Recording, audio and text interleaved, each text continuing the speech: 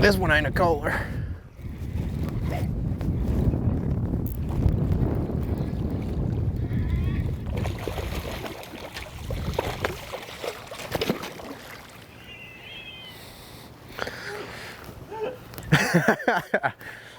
He looked over here like we stole his freaking lunch money.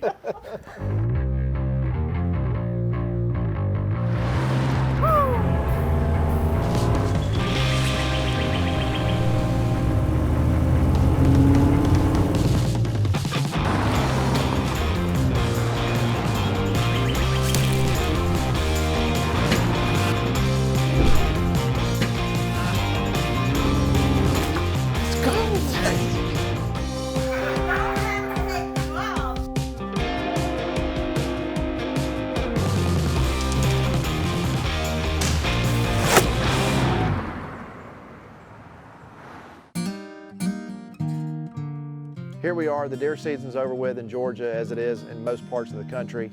And it's been our first year of road trips, first fall, and had a really good year. You know, Brian and I both went to a bunch of different places.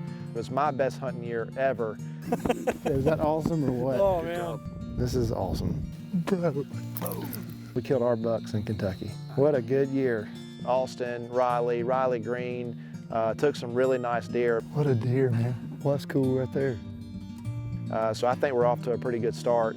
You know, now that deer season's over with, I look forward to turkey hunting. Turkey's probably my favorite thing to do. I mean, I love to deer hunt and duck hunt too, but you know, during this month or these couple months in January and February, between Roger Culpepper and Wes Dougherty here on the farm, there's a lot of work we have to do. Well, I started at Realtree when I graduated college. Immersion Graphics, which is a sister company to Realtree, had a job come open. And I worked there for about 4 years. They had a job come open up here at the farm, and I really like to be outside, so this was just a perfect fit for me. I enjoy, you know, managing deer, turkey, and everything that goes around with farming in general.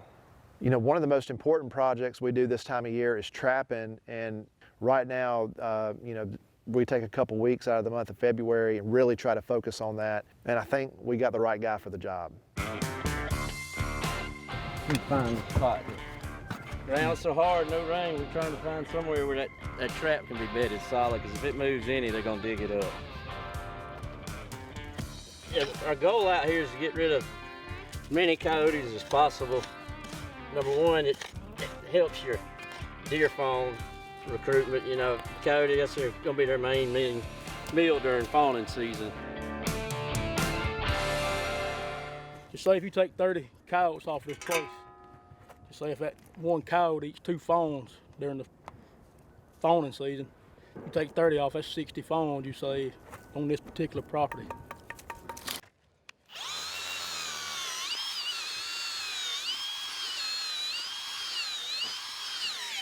It's your basic dirt hole. We're gonna put bait down in there. You want some backing right here to keep them coming from the backside and digging you up. I mean, you don't want nothing real tall, but anything subtle like this will keep them working from this side. This is our anchor.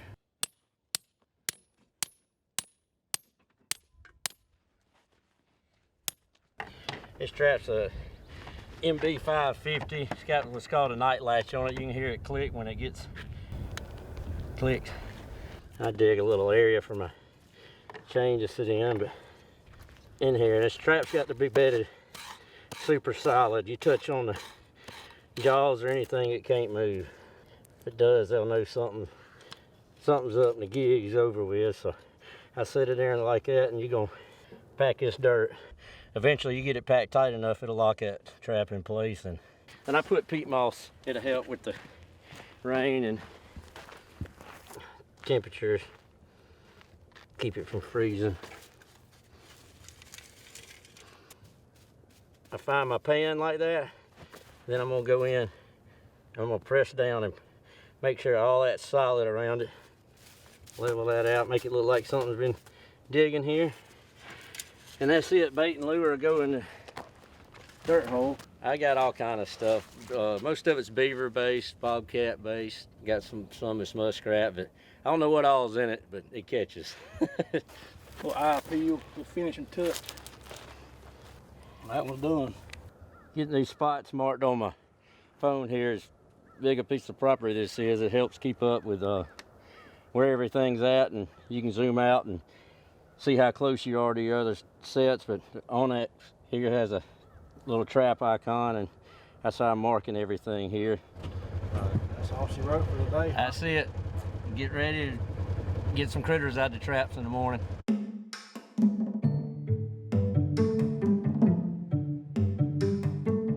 Our normal day on the farm just really depends on what season you're in. One of the parts of being a farm manager is really keeping these ponds in check. You know, that's really important. We have a guy that comes in here every year. He'll shot the lake, see how many pounds we need to take out, or see if we need to put some fish in, just doing a lot of evaluations. And you know, Wes really likes it, but I think he may spend a little too much time fishing. Yeah, I was fishing a shad, a little shallow DT4 the other day. See if I can tie something on and get one.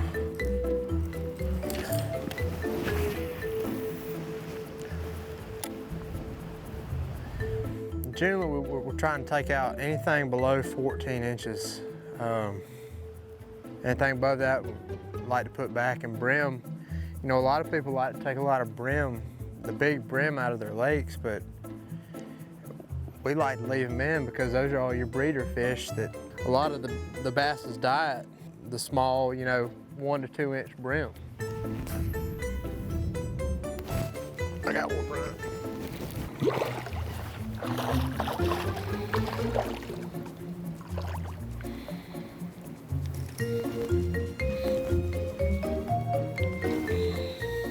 Pretty good fish. Not what we're looking to take out, but when you catch them like this, you know you've been doing your job.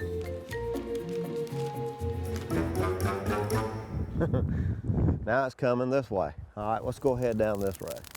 Right here's the reason we're burning right here, for them turkeys. When all this starts greening back up, man, the turkeys are in here thick, and then as it comes on up, there'll be good nesting areas for the hens and plenty of good bugging areas for the poults whenever they hatch out. You know, I like a wind, you know, anywhere from 5 to 10 miles an hour, and then you want to look at your humidity, and the lower the humidity, the better burn you'll get. One thing we do on this drip torch here is mix about 2 parts diesel and 1 part gas. That diesel's got a lot of oil in it, helps stick to the vegetation better. You know, we're gonna get right here, we're gonna light this up down this fire break, and this will be our backfire. Your backfire is what you let it burn into the wind, and it's a lot slower burn. And then you can go start your head fire, and it's gonna come on through when you get that wind behind it. It comes on pretty quick, and that just decreases the danger of that fire jumping your fire break and getting over here. This is what you're looking for right here. This is, we run a fire through here about 3 weeks ago. And as you can see, all these grasses are starting to come up, and some forbs and all. And so here in about next 2 or 3 months, man, it'll be pretty and green out here, and then on through the summer. And then that right there is what's gonna make this whole burn program make a full circle, come back to what we're really looking for. Well, been another day on the farm, you know. Sometimes you get to have a little fun out here. You know, this is a full-time job right here, and not an easy job at all. You know, Roger has been here since, you know, the early 2000s, maybe 2001 was his first year. Wes has been here for the last couple years, really learning a lot, and I can tell you these guys do a fantastic job for us here. You know, working on the farm, it's not an 8 to 5. You know, it's a never-ending cycle. It just, each season transitioning. Deer season, you know, we're checking cameras, we're putting stands up, and during the summertime, we're managing, we're riding tractors, we're planting. We plant a lot of the big 5, which is your wheats, oats, rye, clover, and peas, I believe, and some trophy acre if you want some of the bigger blends that have a lot more selection for you. Luckily, we've been able to team up with Sun South and First Products to be able to get these food plots in, which is, you know, been very helpful for us. Wow, I can't believe that. That mate quit work for that little old full plot there with this combo here. It's unbelievable. I hope everything is in one piece because these guys are rough on equipment. Let's see how we can figure this one out.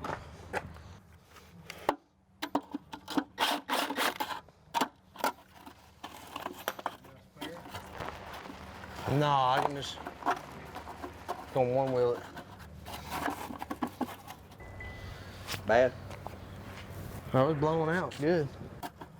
That might be the tire we plugged the other day. Blew out right here, luckily. I just limped it on home. But now it's time to figure out what we're gonna do. So when you work on a farm, there's always something that's gonna tear up, and when you're in a pinch, you're gonna figure out how to get it fixed. I promise you this will pick it up.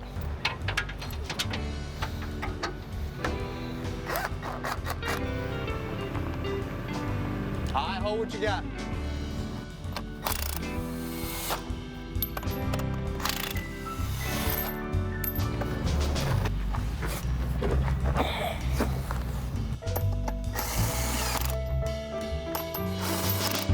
We just like to get it done out here. Don't show that to HR.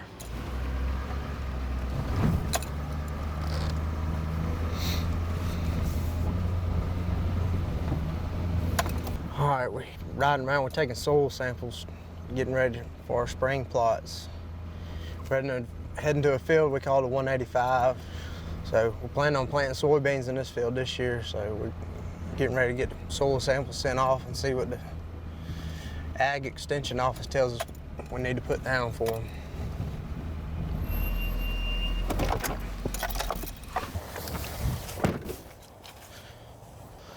So, you know, this field here is pretty square, so what I'm gonna do is I'm just gonna take it and I'm gonna make a grid back and forth. You know, you wanna get as many different areas on the field as you can. That way, you know, you got an overall picture of what your soil health's looking like.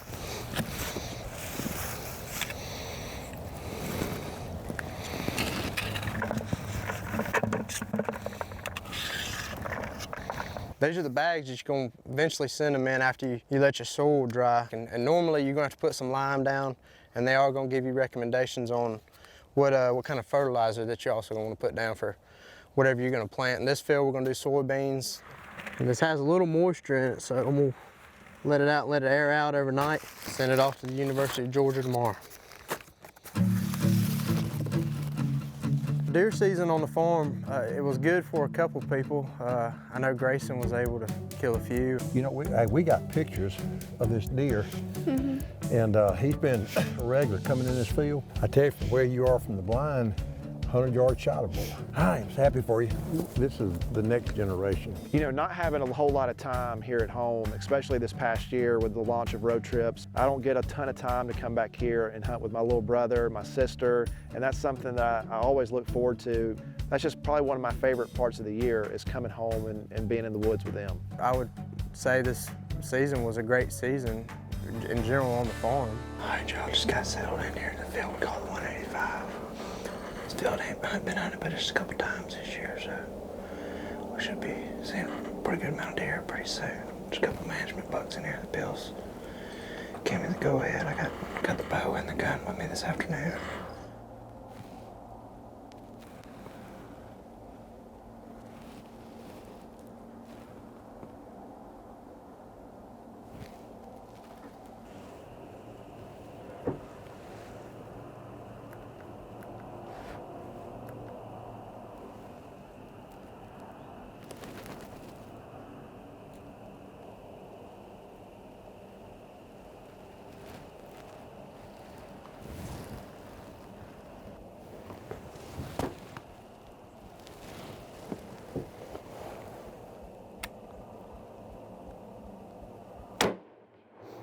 We got him.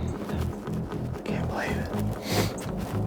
It was awesome. That's one of the management bugs we've been trying to get off the farm, so I appreciate Bill letting me come out here and get him. So thank you, Bill. My kind of tracking job right here. Check him out, Daniel Thomas. I thought you said he was a man grade. What you talking about, man? That's a good deer. A man for deer, it's a good deer. One we've been watching on camera for a while now. He's been in this field pretty regular. I appreciate Bill letting me come in here and hunt this deer. You know, the Realtree slogan is family, friends, and the outdoors, and you know, that couldn't be more true, not only for our family, but you know, just Realtree and overall. I mean, you know, it's fun seeing the excitement of young kids out here like Daniel Thomas, our producer. You know, Charlie killed his first deer last year. This year he was looking to kill his first buck, and he had a great time in the woods this year. Oh, I'm freaking hammered. Hammered, dude. Wow. Wow, he's a monster. Look, I shot him. Wow. And this is this blessing.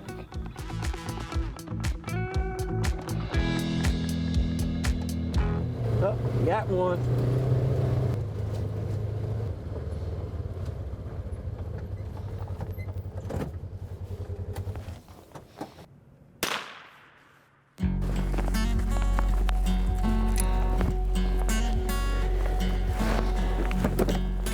This was a dirt hole. I had a little backing right here, but I don't know if he's done tore my backing up, so good spot because all this coyote scent is here. So the next one that comes by, we'll probably want to stop and investigate. That's our third coyote of the day. Got a few more to check, so fingers crossed we at least have a couple more, hopefully. You want to take this extra step and remove these predators. Coyote number 7 of the morning. You know, as deer season's wrapping up, you know, stuff on the farm here is going to be going on for the next couple months. A lot of work to be done between now and turkey season, but like I cannot wait. I mean, I know y'all have heard me say it, but like turkey hunting is my favorite thing to do. So we're going to have a lot of good turkey hunting action from here in Georgia.